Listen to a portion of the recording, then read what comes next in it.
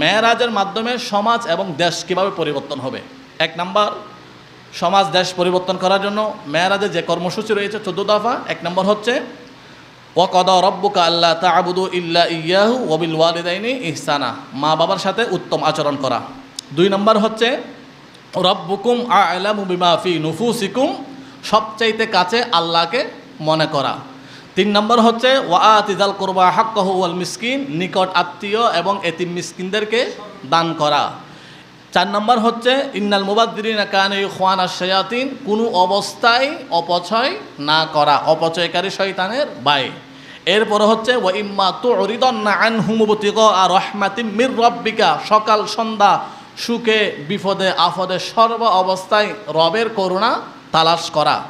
এরপরে হচ্ছে ওয়ালা তাজআল ইয়াদাকা মাগলুলাতান ইলা উনুকিকা, কিভাবে ব্যয় করবেন সেটা একটা ভারসাম্য রক্ষা করা। আজকে মাছ দিয়ে কালকে কোনো কিছুর খাওয়ার জন্য নাই, এরকম নয়, একটা ভারসাম্য রক্ষা করে চলা।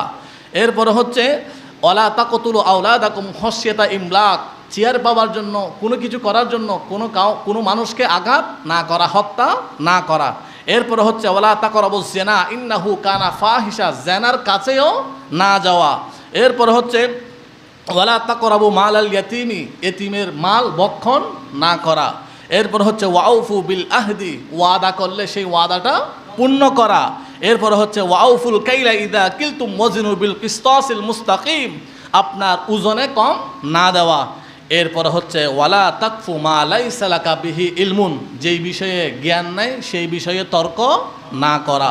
আল্লাহ সুবহানাহু ওয়া তাআলা সমাজ এবং দেশ পরিবর্তনে মেরাজের এই 14 দফা কর্মসূচি, মেরাজের এই 14টা শিক্ষা আমাকে আপনাকে সবাইকে আমল করার জন্য তৌফিক দান করুক।